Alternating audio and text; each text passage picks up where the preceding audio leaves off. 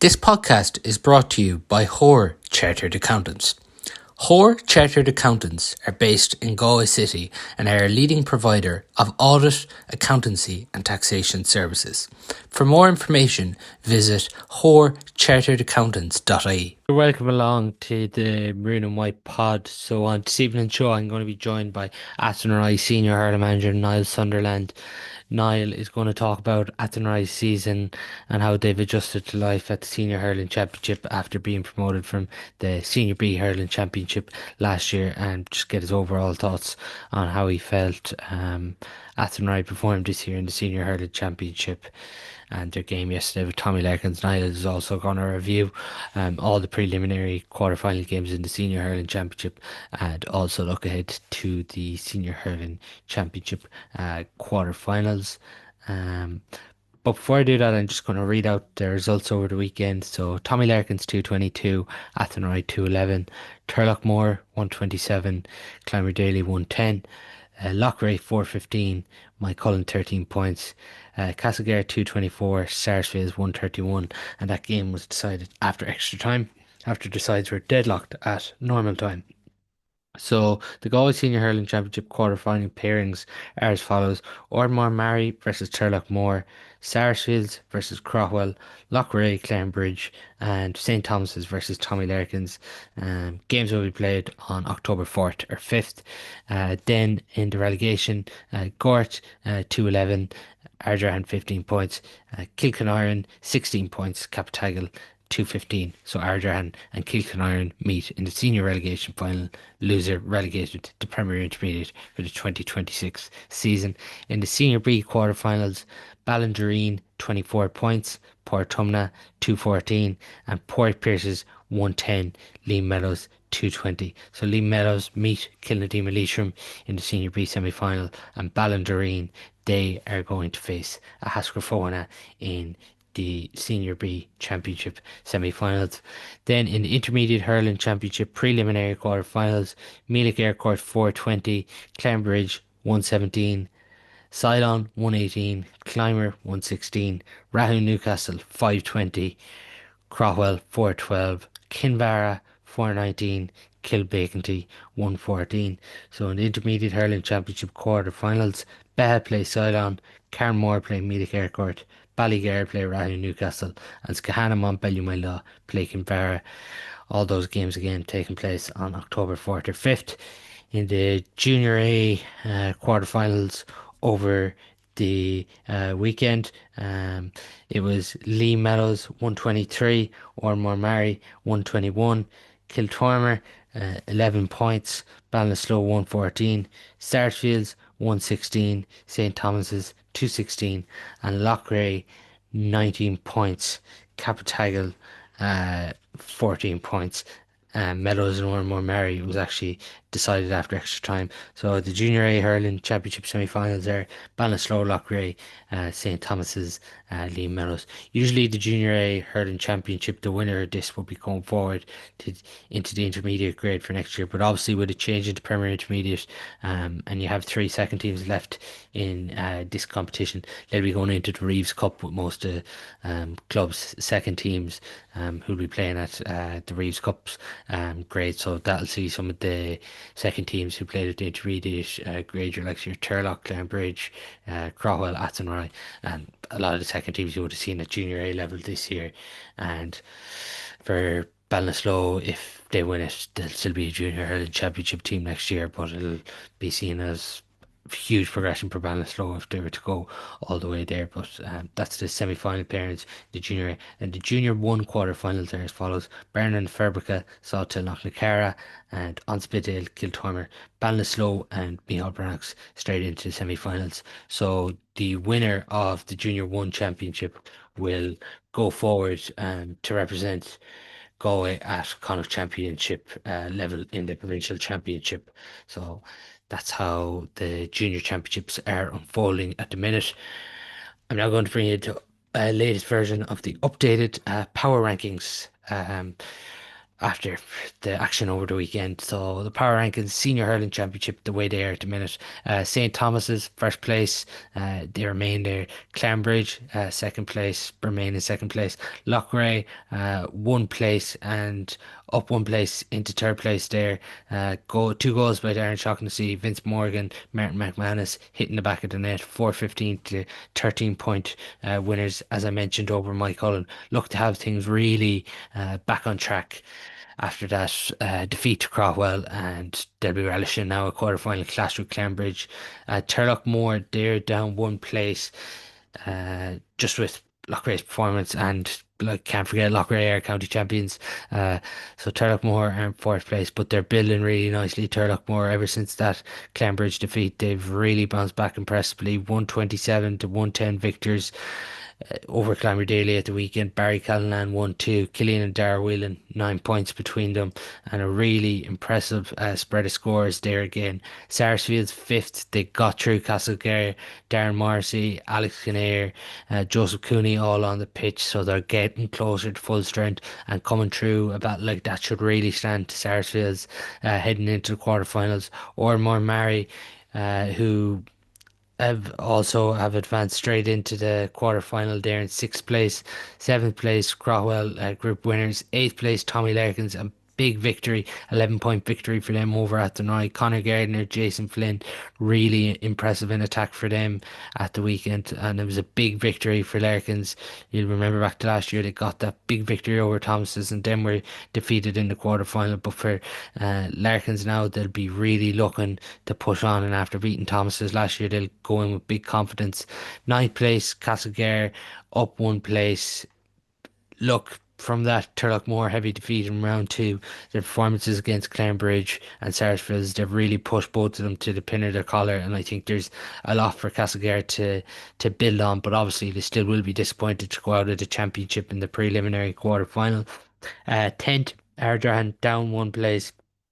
Argyle scored 2-8 in the first half against Tommy Larkins. It was 2-8 to 14. They only got 3 points in the second half, so that'll be a big disappointment for Athenry, but they'll be looking to push on and only up from Senior B in 10th place. I think that's fair where they are. They had 2 wins and 2 losses throughout the championship, but look, it's been a positive campaign for Athenry, it's safe to say. 11th place, Captagal, last year's beaten county finalist. Obviously, will be disappointed, but you consider the group they're in and everything, they're safe now and they can just write this year off and go again for next year and hope to be back contending for Senior Hurling Championship honours once again. Mike Cullen, a great year for them, but obviously the Loughrea defeat will be disappointing and the manner of it, a 14 point defeat. But Frank Enright has done tremendous work with this Mike Cullen group this year. That victory over Gort was a huge victory for Mike Cullen, and the age profile is still relatively young.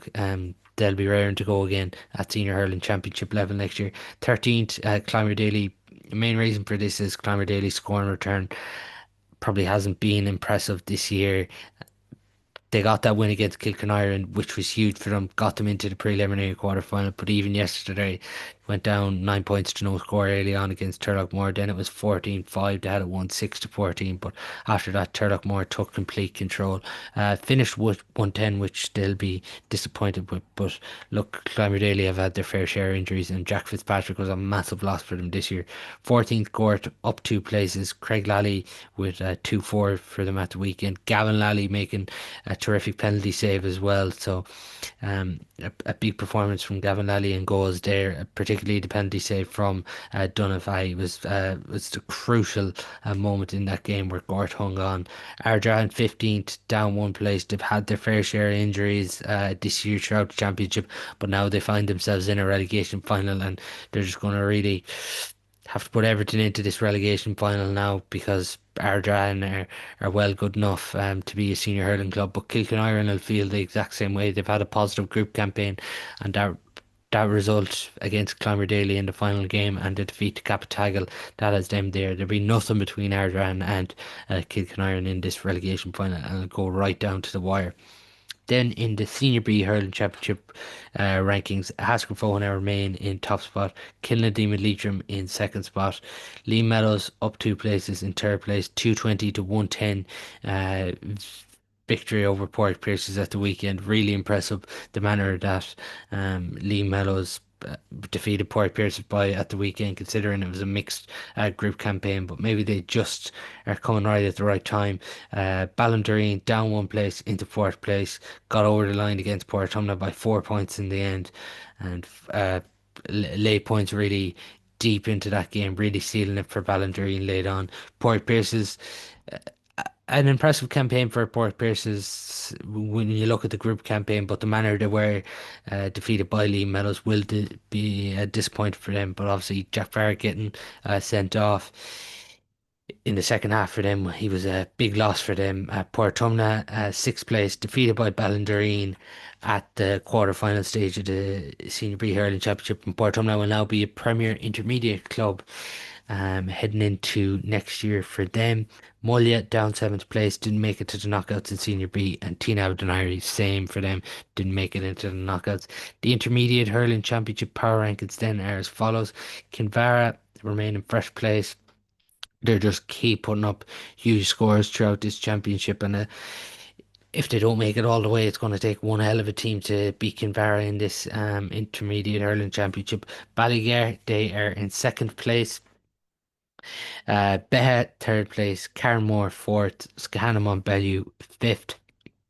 Meath Aircourt 6 420 to 117 victors over Clarinbridge at the weekend, and without John Fleming and Nathan Erner, this was a real statement by Meath Aircourt. Seventh, Rahu Newcastle. After that defeat to Beha, they've really bounced back, and it was impressive against Crowell's second team. Never looked like losing this game at any stage. Eighth place, Cylon up one place. Obviously, for Sylane, I was disappointed to make the drop to Premier Junior, but they've showed you huge character here, particularly after getting relegated to Junior. It would have been easy for the heads to drop, but showed character and dug out a hard-fought 2 point victory over Killimor. Killimor then down two places in ninth place. They're obviously a Premier Intermediate team, but they'll be disappointed that they're not going to be in the last eight of the championship this year. Crowell B remain in 10th place, a defeat for them to Rahu Newcastle in the preliminary quarter final. Moy 11th, Kilbacon 12th, Clarinbridge's second team 13th, Turlock Moore's second team 14th, Athenry's second team 15th, and Annadown 16th. As I mentioned, Niall Sunderland will be looking at the Senior Hurling Championship games, but before I bring Niall into the podcast, I'm just going to have a look at the Senior B Hurling Championship games at the weekend. So, in the first quarter final over the weekend, it was Portumna 214, Ballindoreen 24 points. The last 5 points in this game was the big difference really in this one, and it sealed the victory for Ballindoreen in this one. Declan McLaughlin got the goal. They were 110 to 12 points up in the first half. Then Joe Canning's goal from the penalty put them 210 to 12 up, and then the sides were level 212 to 18. On 56 minutes then Ronan O'Mara put Portumna up 214 to 19 points, but points then from Shane Larkin and two Royal Lane Frees, along with an effort from Robbie Meehan, sealed this one for Ballindoreen at the weekend. Kieran Meehan, impressive for them with a point. Michael Kelly, the goalkeeper, with two frees. Shane Larkin with 5 points. Donica Ganley with 2 points. Robbie Meehan with 3 points. Roy Lane, 8 points, and Kevin Lane 2 points. Joe Canning with 1-3, and Declan McLaughlin also with 1-3. Also, impressive there for Portumna at the weekend. Their main scoring threats, but Ballindoreen, as I mentioned, that finish for them in the last few minutes proved to be the difference, and they've been really impressive, and they're continuing this momentum into the Senior B Hurling Championship, and they'll go in as underdogs against the Haskell Fona, but they won't mind that one bit. Looking then at the second Senior B Hurling Championship quarter final, Lee Mellows 220, Port Pierce's 110. Pierce's raced into 3 points to no score lead. Then they went 5 points, three up after 10 minutes. 1-7 then unanswered for Lee Mellows. The 7 points coming from Ty Heron and then Stephen Barrett setting up Dermot Peak for the goal. But then Oisin Flannery hit back with two frees to have the scores 110 to 7 points at the interval. Jack Barrett's red card then came from Pierce's on 43 minutes. Lee Mellows then led 115 to 9 after 46 minutes. A goal from Dean Riley reduced it to a 6 point game with Pierce's trailing 116 to 10 points.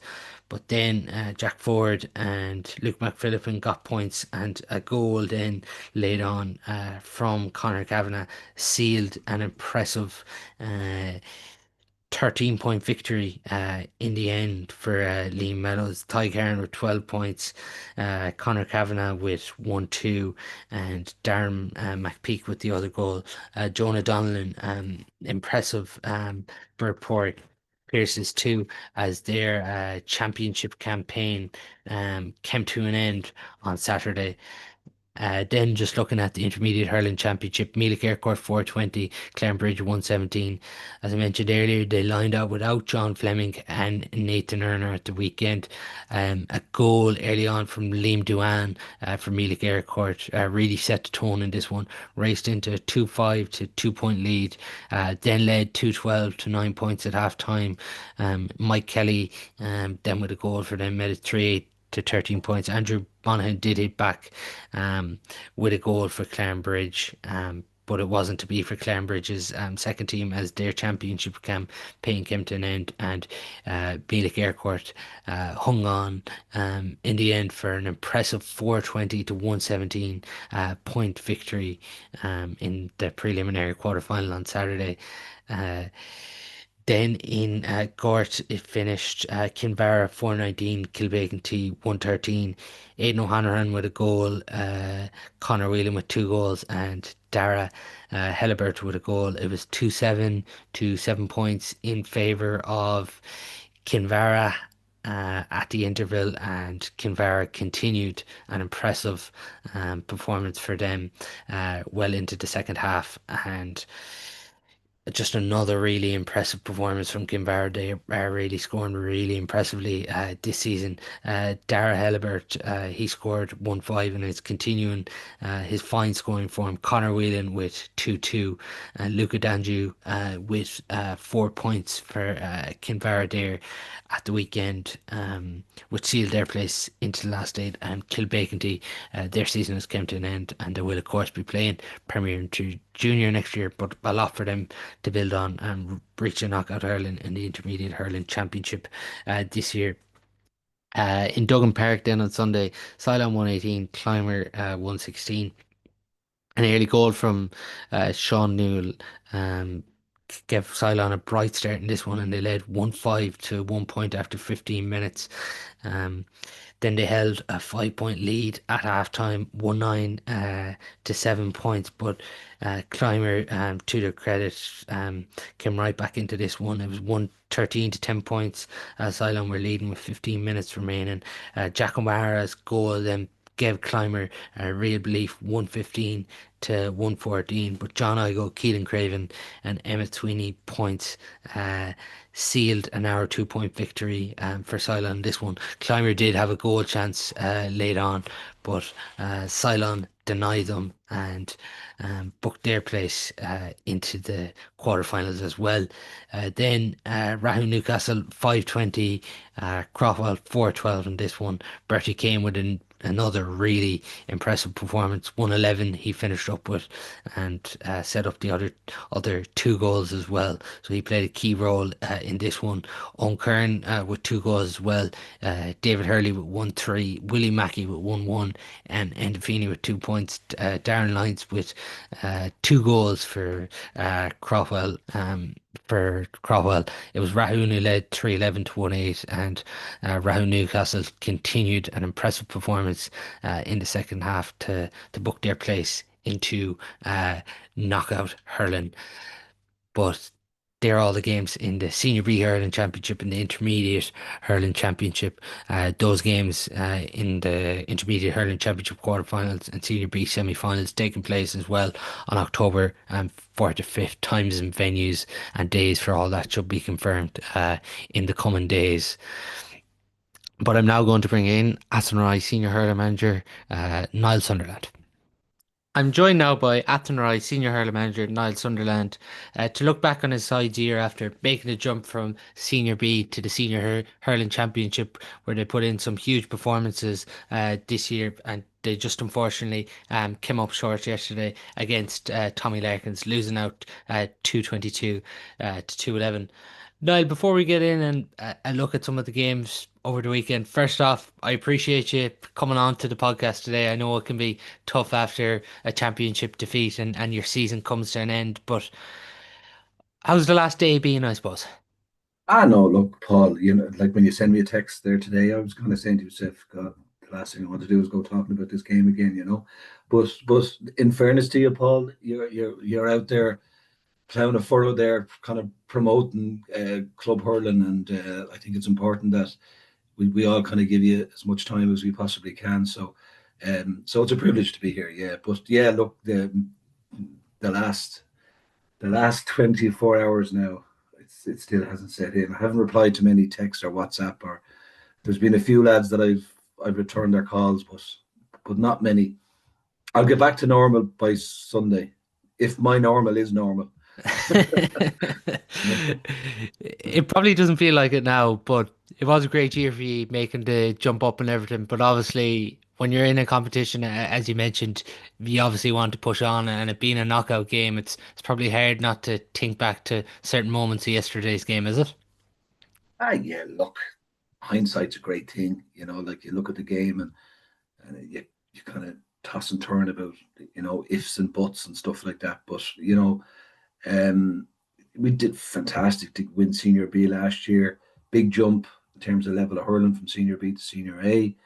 Um, but we wanted to see how far we could have went in this competition. We didn't start the competition to avoid relegation or to stop at a prelim quarter final. We wanted to, like every club that starts out, like when you're in it, you want to win it.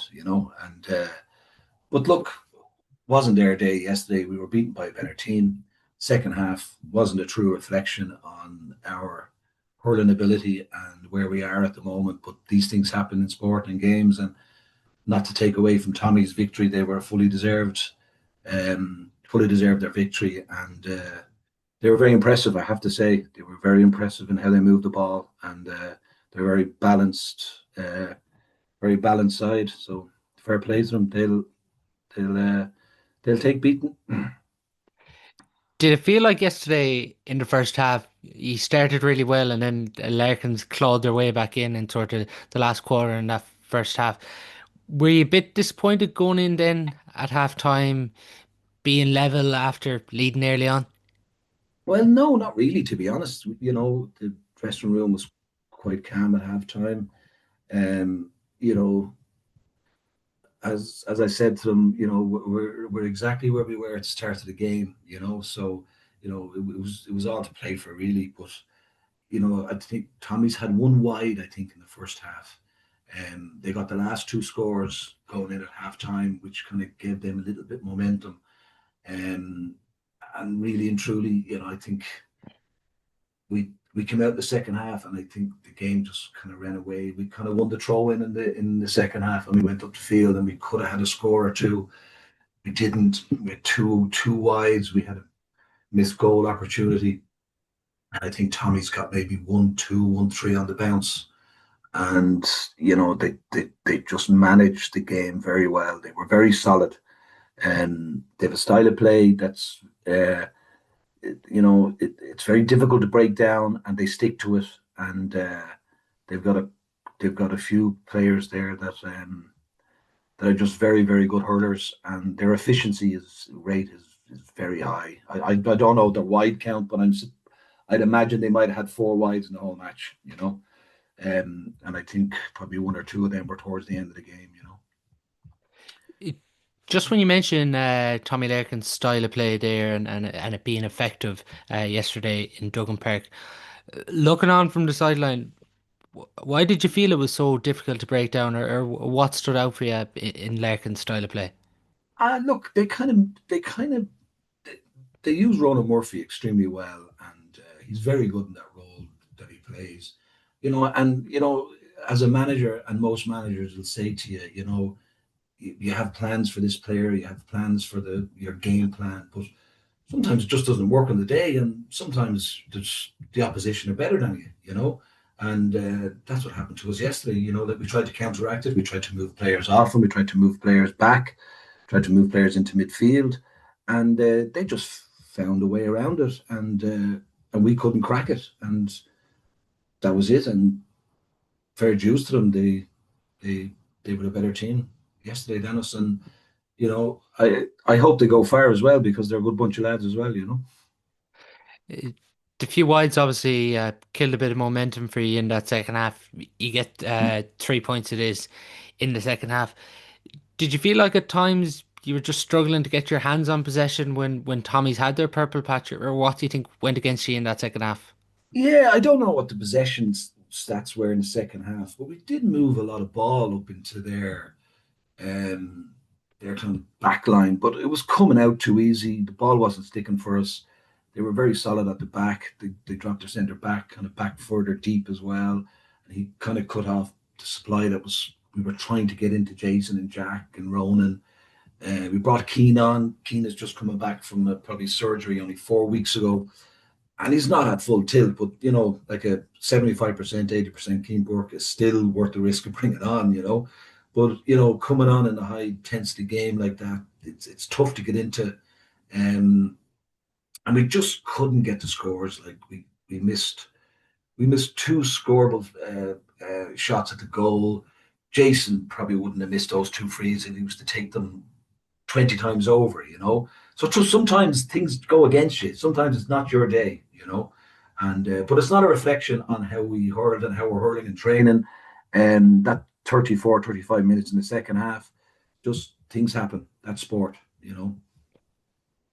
As you mentioned there with Larkins, Keane Daniels really impressive, Ronan Murphy, Jason Flynn, Conor Gardner, even bringing on Connor Slattery as well. They have some real key players, but they're getting like big performances out of these big players consistently throughout this championship. Yeah, they are. I have to say, I was impressed with them for the whole of the second half, really, and they found their men all the time. The ball went to the right man all the time. They put over some serious points from the left and the right. They finished their two goals. I can't remember, was it the second goal was a very, very well worked goal. Um, and yeah, they were impressive. They were good, and they get to go back training now tomorrow night. We don't. So I'm sure they're confident, and they have Thomas's next, who was the game we played before Tommy's. So there's going to be nothing in that game, absolutely nothing. Um, so I'll take a big interest in watching that game. It is a thing I've heard various club managers talk throughout the club championship, and for everyone it just seems to be that aim of going back training on Tuesday night in these knockout games, really, isn't it? Well, that's all you want to do, and that's what I said to them on Friday evening. I said, let's try and make sure we're driving in the gate and carrying on Tuesday, and because that's why we do it. Like we do it because we want to hurl. We do it because we want to, like we don't do it to go training. We do it to play matches. But unfortunately, in order to play matches, you have to go training. So, but yeah, so like it's about every getting over the it's a game of inches, and that's a quote that's been bandied around there for years and years. But that's what it is. It's winning by a point. It's winning by a goal. It's counting down the clock, the last couple of seconds. And you just want to get out the gate, get in the car, get back and plan, and get back training on Tuesday. And for us and many other clubs this weekend, that's not the case. But nobody gives up. Everyone kind of has a bad couple of weeks and then dust themselves down come Christmas time. the dark nights, the cold nights, you're sitting bored out of your head in your house and you're looking to get back out on the training field again. So that's the way it is. Niall, Niall, just on the year then as a whole, like making the jump up to senior hurling championship, it was obviously really enjoyable, I presume, from a management perspective, to see your group of players performing at senior championship level and at the highest level in Galway hurling, where a lot of people feel Athenry should always be. Yeah, look, you've no God given right to land and to play in senior A. And when you get there, you have to do everything you possibly can to stay there. It's very difficult. You have teams. You've Kilkenira now and our Drahan going to battle now in 2 weeks' time. And you know what? I don't envy the coaches and the managers and all of the players and the whole people that are invested in both clubs. It's a difficult 2 weeks for them. And unfortunately, one of them is going to go to Premier Intermediate. So, look, there's from senior B to senior A. Of course, there's a difference. But the four semi-finalists that are left in Senior B, they're four serious teams, and whoever gets out of it, there's a huge prize. You either remain in Senior B is gone, so Yeah. you no longer have a senior attached to your club. The name senior, your Premier Intermediate team or your Senior A team. So it's a huge, and we're just unbelievably grateful that we managed to get out last year, um, uh, because there's Hashgrafona are playing well, Killimor Leitrim are going well, Ballinderry and Mellows. Like we played Mellows twice, excellent team, very strong physical team, hard to beat. Played them in the league as well. It was a very close game as well. So they're all going to be wishing and hoping that they just get out, you know. So, but look, we're happy where we are. We played a very good Mike Cullen team. We played a very good Gore team. Uh, Thomas to speak for themselves. Tommies were excellent as well. So, we played 4 games. We have a 50% win rate. Is it good? I don't know, but we'll accept it that we're still senior for next year. I presume, was there a bit of starting earlier back in the year for you this year, considering making the jump up, or how did you approach this year when you did make the jump up and things began to settle? No, we didn't. We went back probably around this. I can't remember now. So long ago. We probably went back in the tour week in January. We did a huge base of gym work. So we kind of had that banked. Maybe probably did longer gym work this year than we did last year. We didn't probably get out onto the field probably until maybe Patrick's weekend. So probably a little bit of kind of transition was we did more gym work, kind of concentrated a little bit more on the S&C work. But no, it's very hard to judge. You have teams starting back in January for, in essence, a competition that really starts on the 9th of August. You have your league games, obviously, but you're not playing your league with your whole panel because you might have lads tied up in county. Lads have to take a holiday. They could be caught with college. They're coming up and down to Dublin. They can't be coming to Dublin up and down on a Tuesday night for league games and then Friday and Saturday and Sunday. So it's very hard to balance. So you kind of have to run it where, we played a couple of challenges. Like we went away for a week or a night, and we played a challenge away as well, and then you had the league, and then we broke for the league for about 10 days after the league was finished. So yeah, no, we didn't approach it any different. We just knew that we were going to have um, the opposition and the high level hurling was going to be different than the previous year, and it was. But it's the In ter time. It's the time, Paul. It's the yeah, 9 month gap into or 9 month of preparation into your first championship game. in terms of the season, because I obviously did a club series there before the club championship started. And I was asking different players about the structure, the season, and everything in Galway because as you mentioned there, like 9 months, it's a long time before you even get started in this championship. The structure of the season as a whole in Galway, do you feel it's working as a manager? Or would you like to see any changes? I don't know if they can. You see, this is the issue. We're looking at the split season. I read an article somewhere recently. I can't remember who said it, but was online, or I can't remember, but in flipping it, you know, putting the club first and the county last, and that was I don't know if it's right or wrong, but it was an interesting take on it, you know. But I don't know. Like, there's a lot of competitions. Like Yeah. there's going to be lads finishing hurling if they get to a county final or a semi-final in November, and then training right into Fitzgibbon, Sigerson, right into January, right into February. Then if they're on an under 20 panel, they're going to be an under 20 panelist playing hurling. Then you have senior league. Then you have lads with county. Then you have championship. There's a bunch of people, bunch of lads hurling and playing football at the moment that are probably doing it 12 months of the year. And Yeah. I don't know of another sport code that has players playing their sport for 12 months of the year, you know? Is it a challenge in Galway just with the way the league is and the championship? Do you feel the gap is too big there, or is that the gap that clubs actually need before the championship? Yeah, like you're getting players back from the county, you know.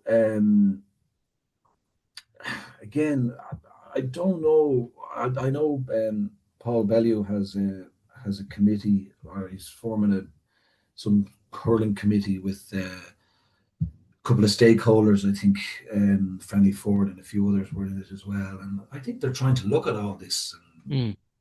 they're trying to come up with ways of changing. But you know, I don't know. I don't know. Can they come up with changing? I do like the idea of, you know, some people say there's not enough consequence or jeopardy in championship because you can lose a game and effectively, or you can win one game, finish third, and still be in um, with a shout of winning the championship effectively. But I do think that's the right way to do it. I do think we have to give teams as much games as we possibly can. Um, but I don't know, Paul. I don't know, and you know what? I don't know. Does anyone know the answers? I don't know. You can have Yeah. these steering committee groups. You can have these focus groups. You can have all sorts of groups coming up. And I've seen them over the years, and they all come up and they come up with great answers. But I don't know if there's any being implemented. But the split season, I think, has worked really as much as it possibly can. Just then from going from Senior B up to the Senior Hurling Championship this year, did you find the jump? Did you find it a big jump? Did you think it was as big as it was going to be, or how did you find the jump up? Um, I think, of course, there's a jump. You know, if you look at Mulla the previous year, you know, they won the Senior B. They won it well. They bet Athenry on the way to winning that. But unfortunately for them, they came straight back down. You know, and we were, well, me personally, I was thinking, you know, is the jump going to be that massive? I don't know. Now, maybe Mullion might have lost a couple of players in between winning and going to Senior A. I think their management team, I think at the time, kind of finished up that year, so there was probably a bit of transition there for them as well. So, um, yeah, I think the major difference with in Senior B to Senior A is the efficiency, the scoring efficiency, the the margin for error is very low, and you know you don't have many teams having 10 plus wides. If you do, you're not going to win many games. You know, if you're coming off a Senior A championship match with maybe 6, 7 wides, you're in good shape. You know, and I think that was a big kind of taken for me, that the efficiency of these teams are quite good, quite high. Overall, then on your group, Niall, the wins against Mike Cullen and Gort must have really give you momentum over those couple of weeks. Yeah, we were delighted to get the foot. Look, all we wanted to do was win the first match. Okay, and that's what everyone wants to do. You want to win your first match. You're not thinking of topping the group. You're not thinking of winning the next match. You're thinking of Mike Cullen, and that's all we planned for was the Mike Cullen game. We hurled well. We did very well. We were delighted with the win. And next up was Gort, and that game was nearly gone from us in the first 15, 16 minutes. I think we were 1-6 to a point or 2 points down. but we managed to grind it out. And Gort Gort were missing. I think they were missing Greg Lally that day, so that was a big loss for them as well. But yeah, look, when we won that game, we knew we were safe in Senior A. So um, we had a bit of a safety net, and we could train hard and train well going into the Thomas's game, and we planned very, very well for them. But Thomas's are Thomas's. You know, um, even Was it extra special having them in Kenny Park? Yeah, I don't know. You don't get to play in Kenny Park for some reason, or not. I don't know why it is, because it's not of any benefit to us. It's not as if we're used to playing on that pitch. No, but it was great. It was great. There was a big Athenry crowd there, and we were 2 points up with 8 or 9 minutes to go. But Thomas's have players who are able to get two scores from David Burke the last couple of minutes, and Connor Cooney's first point from play, I think, came in the 62nd minute. So that's why they are who they are. So, and that's why Thomas's are Thomas's. So you just have to hand it to them. I think you nearly need to be about 8 or 9 points up going into injury time. And even at that, I don't know if that's going to be enough. Yeah, I definitely don't think you're the first club manager to say that, and you definitely won't Yeah, be the last. yeah. Looking back on that game, you're obviously getting plenty of plaudits for your performance against Thomas's. How did you feel coming away from that? Because you obviously pushed them so close, and there can be probably a lot of confidence drawn from that, but there can obviously be regret given did hit 17 wides that day. Look, we came away from that game very, very, very disappointed. I don't do moral victories. You win and you want to win, and I have a huge winning mentality. And you know, when you're in a winning position in a game, we just had to find a way to kind of close it out, and we didn't. Thomas has found a way to close it out, and you know, we were extremely disappointed. Yeah, the performance was very good. You know, considering 2 years ago, or probably going into the championship after winning Senior B, we were probably the 17th best team in Galway, if you want to put it in terms of grading teams, in terms of where we were. Thomas's were probably in the top two, top three. Actually, top one. They were the county champions that going into last year's at start of the season. So yeah, on paper it looks like a good performance, but from a manager and from the players who are competitive, you want to be able to say that you bet them, and we couldn't say that. So we dusted ourselves down and we got ready for like for the next. We didn't really talk too much about it either. Really, we just planned on the next opposition. It was done. It was over. We moved on. Even with that Larkins game, as you mentioned, it's a 50% win rate. We won two, lost two during the Senior Hurling Championship this year. To go to the next level and sustain these consistently levels, what do you feel you need to do in the off season and heading into next season? I don't know, Paul. I don't. I haven't even made my mind fully up. Am I going to go into 2026? But look, I don't know. I won't annoy or talk to anyone now in the club, or any players over the next couple of weeks. Like, give them all their break and go back to their families and get their social life back. And that's very important too. And give them some downtime. Um, I'm sure I'll speak to John Hardiman over the next week or 2 weeks, and that we'll have a chat. But we've absolutely no plans. I'm not even thinking about it now. I'm going to enjoy going to the games, the quarterfinal games, semi-final games, and the county final, and I can go and I'm going to go and watch the minors. Our minors are playing on Sunday morning in the semi-final, so I'll go and watch that and support Richie and Pete and Mickey and the lads. So um, I can go and watch that in comfort. Just as well, Niall. There's obviously a lot of people in Galway, and I presume a lot of people in Athenry excited about Jason Rabbitte. And we've seen his performances throughout the championship, how impressive he's been. How impressive has he been for you since he's come back with Galway? And do you think it's stood to him this year being in with the senior squad? Yeah, I think it did. I think Jason is only getting better. His display against Thomas's and some of the ball that he caught was superb.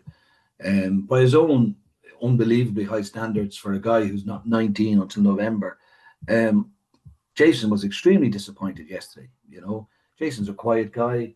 He does his talking on the pitch, but I spoke to him briefly after the match.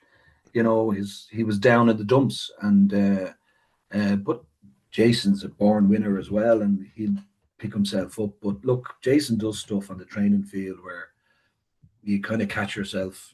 He's a generational talent, and Athenry are very lucky to have him. And please God, he stays injury free and plays as much for Galway over the next couple of years. And he's going to be a huge, huge asset for Athenry senior hurling team. Massive. What makes them such a handful? Because we've seen in that Thomas's game, they just really struggled, and it took nearly from Fintan Burke to come on off the bench to quieten them somewhat. But in that game, there was obviously a lot of talk coming away from that game about Jason Rabbitte and maybe potentially what he could add for Galway in 2026. Like he's a natural. There's people in air sport, in hurling and Gaelic football, soccer, rugby, tennis, they're just naturals. They're just born natural ability. And if Jason played soccer, Jason would be a great soccer player. If Jason played Gaelic football, he'd be a great Gaelic footballer. And it's the same with all these individual kind of sports people that excel at what they love doing. They would excel at any sport, and that's just the way they are. They have extra ability, they have extra agility, they read games very well. They make very few mistakes. But Jason practices his his sport, his game. I don't. I'm afraid to say every day because I don't know. Does he do it every day? But he does it. A large portion of Jason Rabbitte's life revolves around hurling, and that's just what he does, and that's what he's going to do for the next 15 years, and that helps when you're practicing something that you love every day of the week. You're going to get better and better, and that's just what the guy does. As you mentioned, you've been impressed with Tommy Larkin's Thomas's game management, very impressive. It should make for a really, I suppose, interesting quarter final now between these two sides. And even going back to last year, Larkin's gave Thomas's quite a heavy defeat in the group campaign. Yeah, yeah, and I can't remember who I was chatting to after the game when I heard they got one another in the draw because we had seen both teams quite recently. Obviously, Tommy's on Sunday and Thomas is 2 weeks before that. Yeah, it's a game that I look forward to going to see because obviously, um, I want to see how well they both play, given that they both played very well against us. But it's a hard. That's I don't know. They're quite similar in a lot of their ways in terms of their efficiency. Uh, if my memory serves me right, I think Thomas has had six wides against us. Which is I think they had 29 shots at the posts. That's a serious efficiency rate, and Tommies aren't far off them, if not equal with them.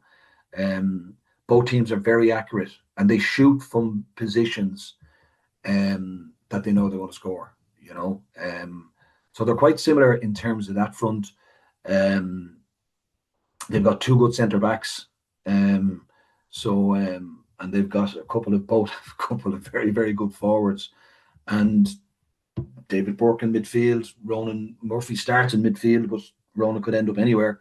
So they're going to have to kind of. I don't know. Are both of those players going to cancel one another out? I don't know, but it'll be an interesting battle to watch and one that I'm looking forward to. Safe to say then, yesterday evening after your own game, Sarsfields and Castlegar, they fairly served up a classic Nile 131 to Castlegar's 224 yesterday, going all the way to extra time and Sarsfields just doing enough in the end. Yeah, yeah, and I think Sarsfields have a couple of lads that are not fully fit. I don't know. Did they bring on Alex Kinnear and take him back off again? I heard. Joe Cooney was brought on as well. I don't think he's kind of fully fit yet. So these 2 weeks will be massive for Sarsfields. Um, the Castle, I was looking at Matty Murphy on the stream yesterday, and you really have to admire him. His enthusiasm for the game at his young age, I felt for Castlegar. They nearly had it. I think they had it in surprisingly wide or two that normally would have went over. I think Farrer had a wide that he probably wouldn't normally went over, or went drop short. I think I can't remember. And yeah, it was a close game, very, very. But that's what happens. These games and the quarterfinals are all going to be close. I can't really see one game. You know, I can't see any team being beaten by 5, 6 points plus. Really, really can't. I think all the games are going to be fairly low scoring because the weather's going to change again in the next couple of weeks. Um, but all very, very tight battles. Really, really tight. Even looking at Sarsfields yesterday, Darren Murphy, he finished up with 7 points at corner forward, all seven coming from play. It looked electric yesterday at stages. That's an unbelievable feat. Like 7 points from play. I think Killian Lawless, our own Killian Lawless, hit 7 points from play against Mike Cullen. And when you're watching the game, I'm sure Francis Madden, when he was watching that game yesterday, if someone had asked him, well, what did he get from play, you don't realize until someone actually says to you after the game he got seven from play, and then it dawns on you. That's a serious, serious forward to have, like with that accuracy. It'd be interesting to see how many shots he had at the post actually if he got seven from play. But yeah, that's a forward that's going to take minding when they come up against Cropwell. Yeah, even just looking at the context of this game, how it was basically a seesaw nature, really, ebbed and flowed between both sides. Sarsfields getting a goal on 27 minutes from Leon Kinnear, putting them 112 to 11 points up. Then Cashel get a goal in the second half. From Killian O'Callaghan. Joseph Cooney comes on and Sarsfields are 119 to 114 ahead. Uh, Darren Eary then and Killian O'Callaghan combined to make it 215 to 119. Den goes to 217 to 121. And Alex Kinnear then and Jerfar trade scores to make it 219 to 122. Then in half time and extra time, it's 127 to 222. Then back to 224 to 127 deep into extra time. And then Carl Dillon, Darren Murphy, and Adam Donoghue sealed the victory for Sarsfields in the end there, as I mentioned, 131 to 224. Kevin Cooney with 14 points for Sarsfields and Darren Murphy with 7 points, as I mentioned. Ger Farrer with 14 and Craig Thomas and Dean Higgins with three each. Niall, I nearly feel like every year throughout the podcast, we, I suppose, close off a segment on this podcast to Ger Farrer's performances, but I think the whole country got to see it yesterday, especially with the game being on. TG Carr, 14 points at 42 years of age, and playing centre forward. It's not like he's just standing on the edge of the square.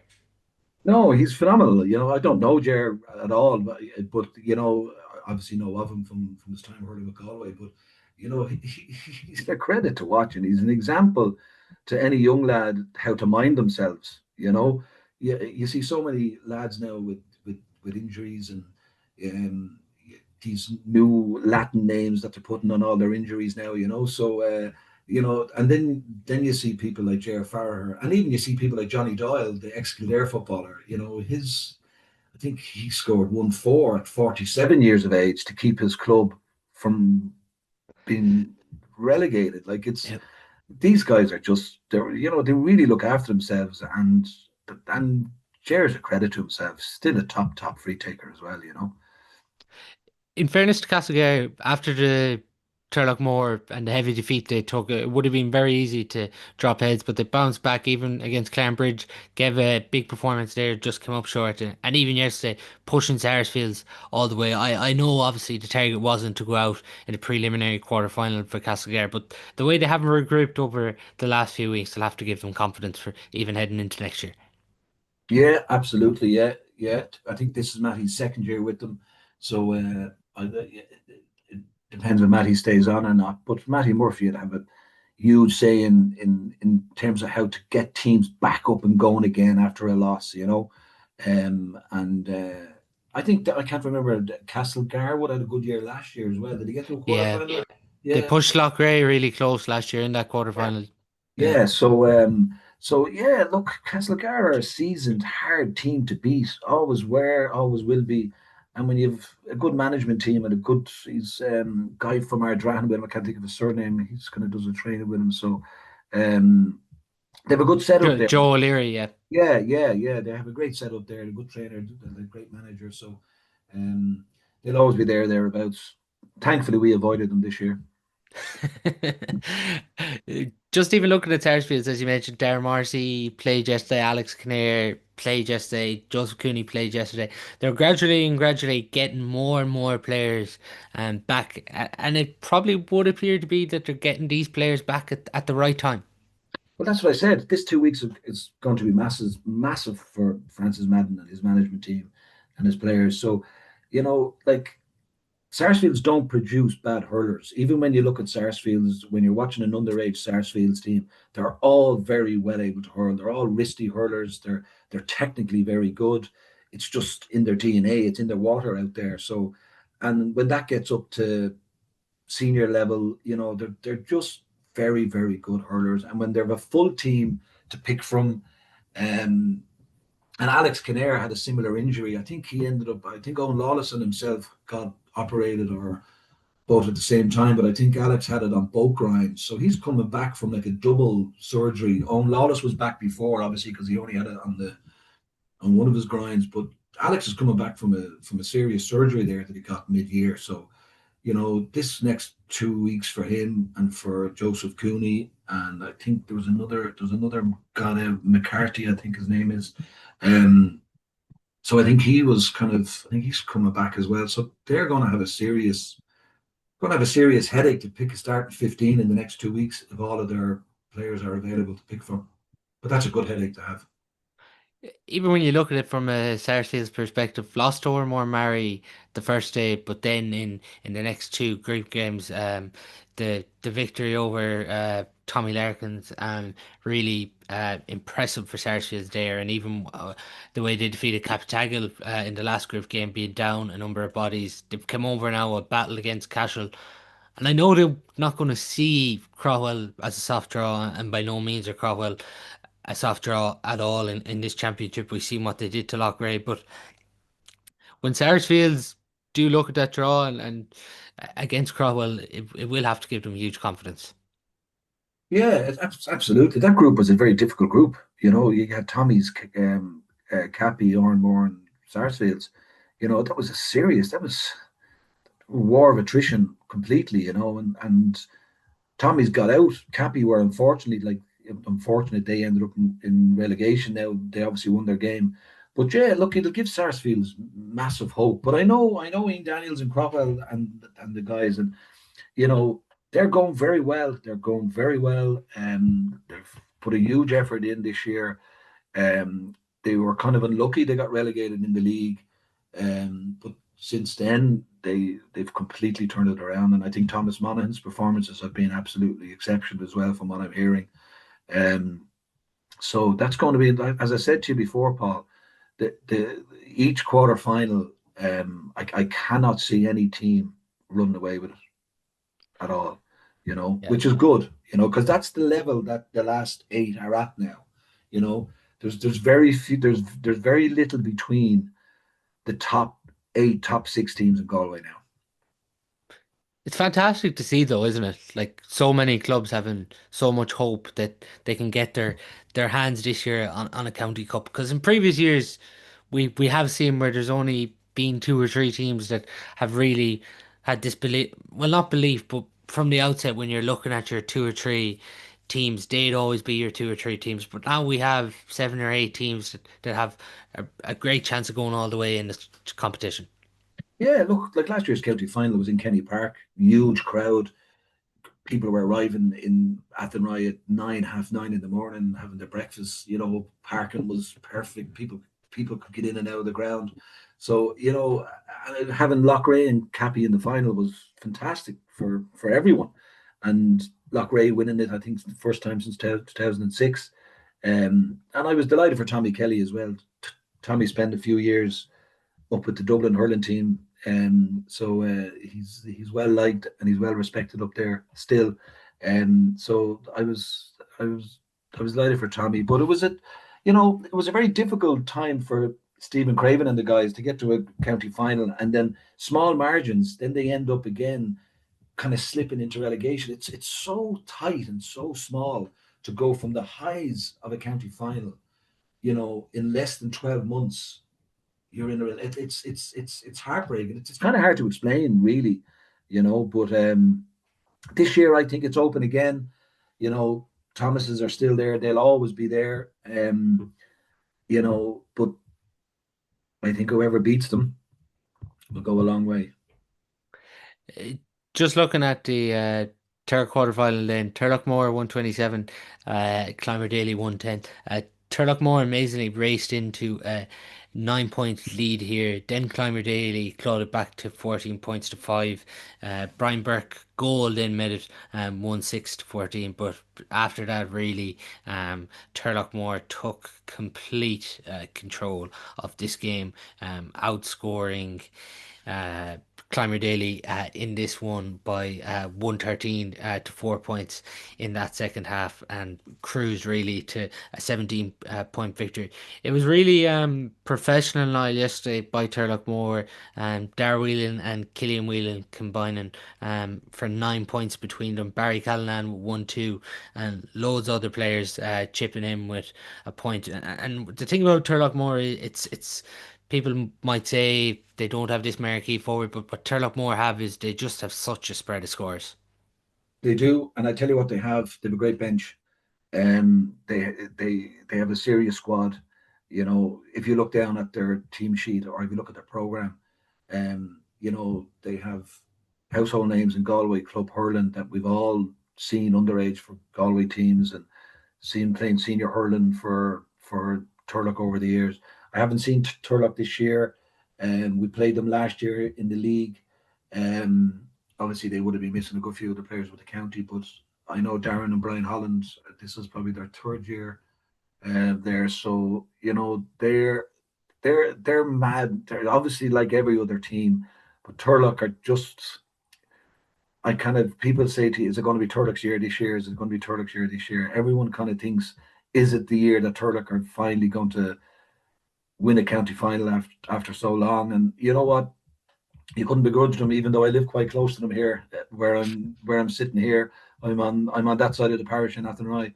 But no, look, you're 100% right, Paul. They score from everywhere, and I think, correct me if I'm wrong, I think their six forwards all scored yesterday um, from play.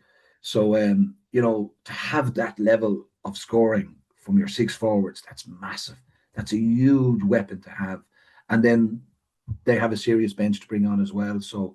Um, so again, it's going to be it's wide open. It's wide open. I keep saying it. I don't like repeating myself, but you know what? You have some serious teams left in this competition.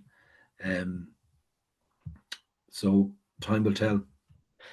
Yeah, even when you're mentioning the spread of scores there, like yesterday, as I mentioned, yeah, Jamie Holland, Connor Walsh, Sean Loftus, Killian Whelan, Barry Callanan, and just fantastic from a Galway hurling point of view to see Sean and Ann on the pitch yesterday involved with Turlock Moore.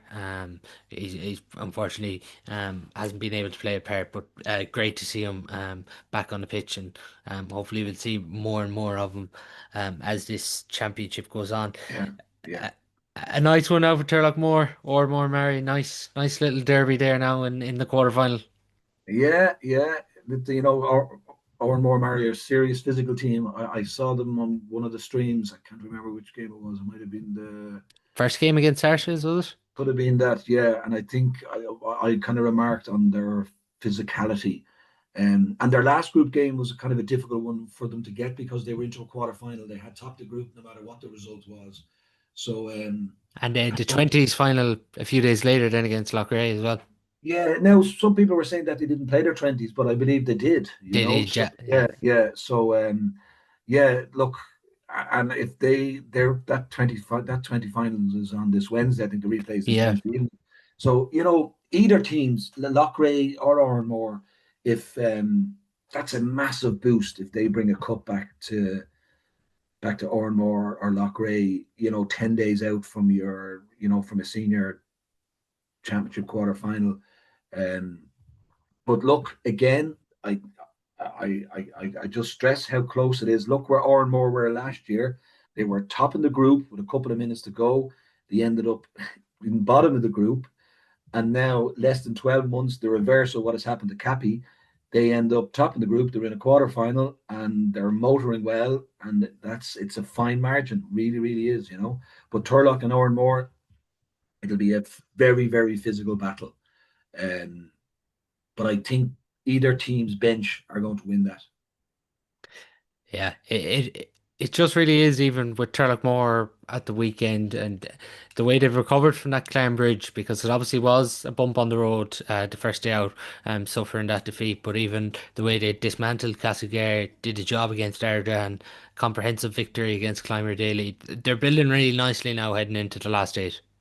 Yeah, and that's where you want to be gathering momentum, and you want to be coming into form now. I always say to teams that you'd want to be looking to find form rather than losing form. And Turlock are just coming into form at the right time. Looking then, Loughrea 415, Mike Cullen 13 points, Darren Shaughnessy with 2 goals, Vince Morgan and Martin McManus with a goal each. The perfect way really for Loughrea to respond after that defeat to Craughwell. Yeah, I was surprised. Well, was I surprised? I suppose that game was on after our game, the Thomas game. I watched the first half and I thought Crowell were very good. Um, I did think Loughrea were going to kind of get a run on them, and they kind of brought it back. I think Loughrea went out with probably 10 points, and I think Loughrea brought it back to 4. I think, but in fairness to Crowell, they just managed to stick out. Loughrea, Mike Cullen, like Loughrea were probably always going to do a number on Mike Cullen. I just think they have far more superior forwards. They probably had players back that they hadn't had in previous games. Like other teams, like Sarsfields, Loughrea are probably getting players back at the right time. This 4 week gap, I'm sure Tommy and the lads have had a challenge this weekend. I remember around this time last year we were facing into our final. They were facing into a semi-final. We played them in a challenge match in Athenry. Um, but yeah, Loughrea are champions. Loughrea are not going to be one-hit wonders. They don't want to have a big gap like they had the last time from 2006 to last year.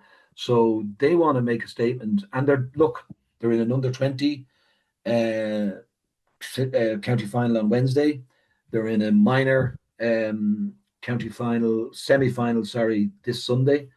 I think did their juniors win the weekend or the juniors in it? Juniors, yeah, Yeah, into yeah, semi-final, yeah. yeah, semi-final. So Loughrea are going extremely well at the moment. So they've a lot of teams in semi-finals and they've a lot of teams at the business end of their championship. So um, things are looking well. I don't want to put pressure on Tommy though. He'll be ringing me tomorrow, giving out that I'm captain. As you say that, it's funny, Niall, because the four in Clarenbridge are in Loughrea as county champions.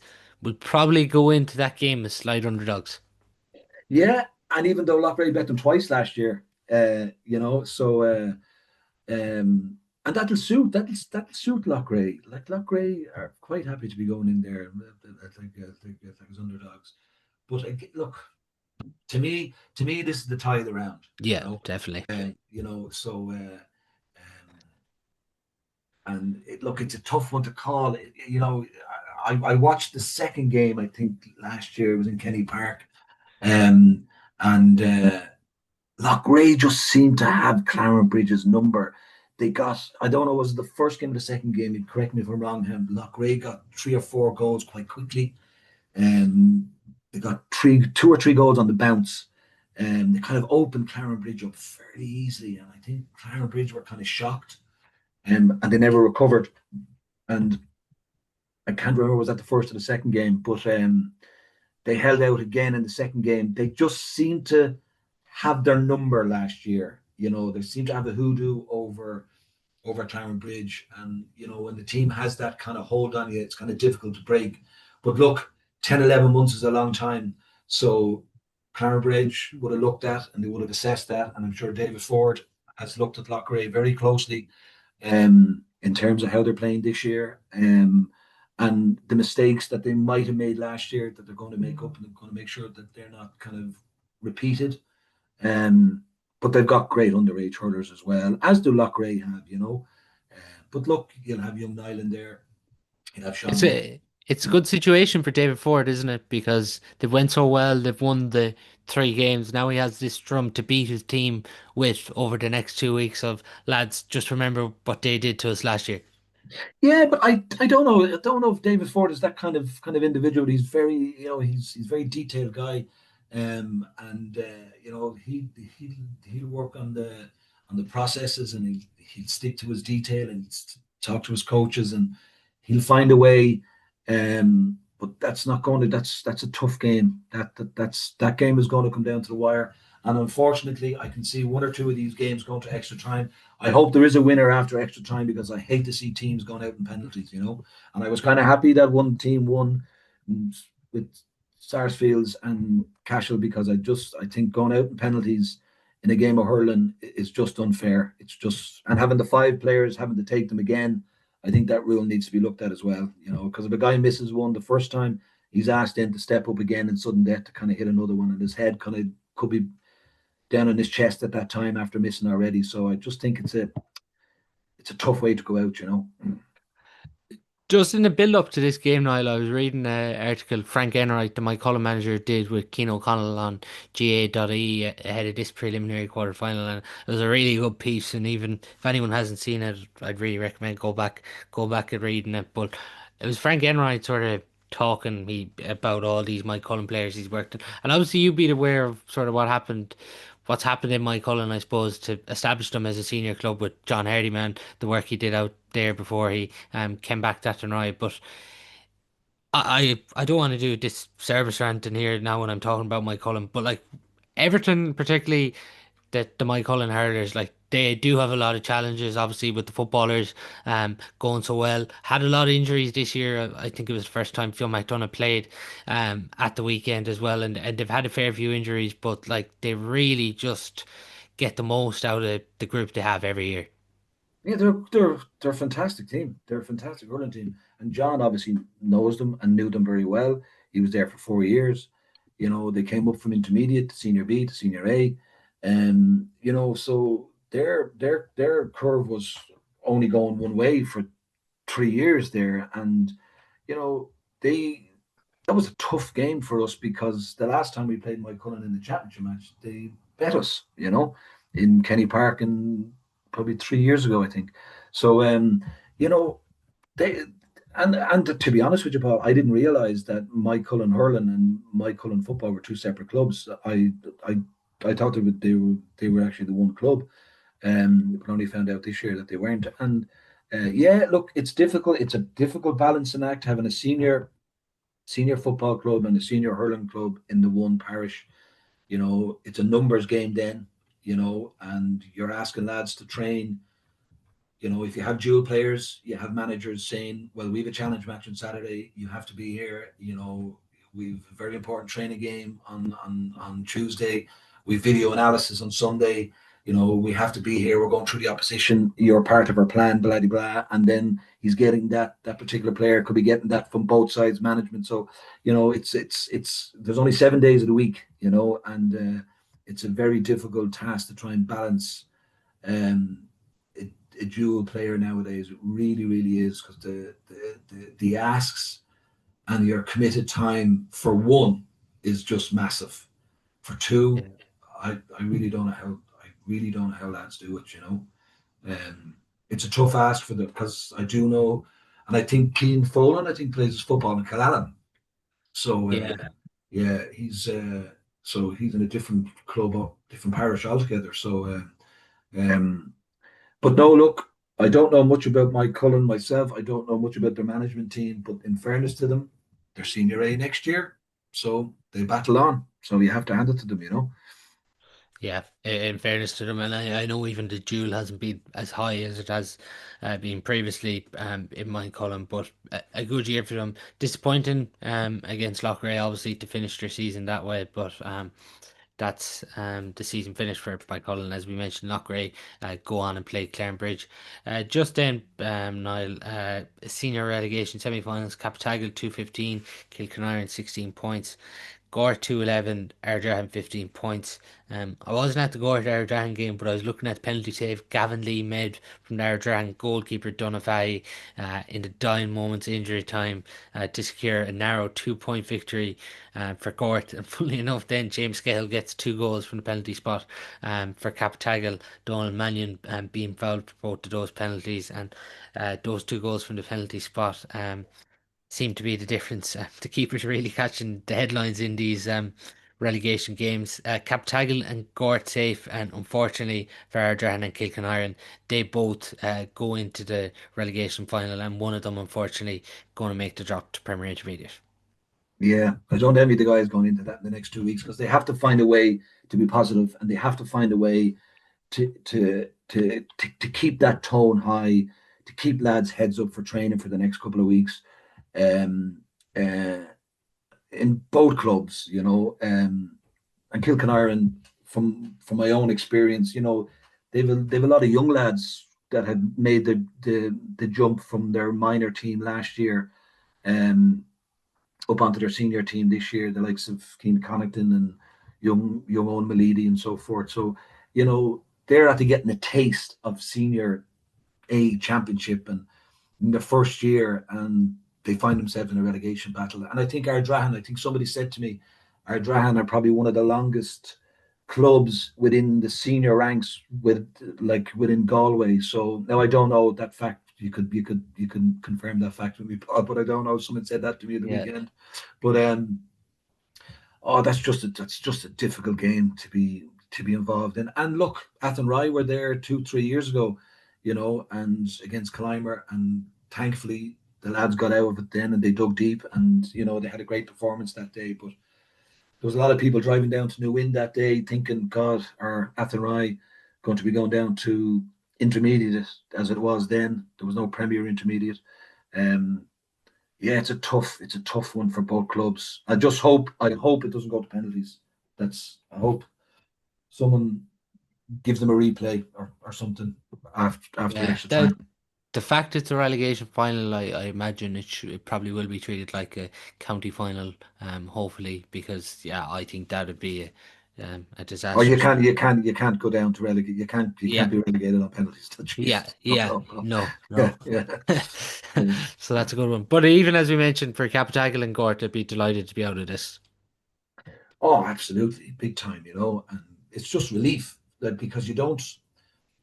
It's like when you win a match.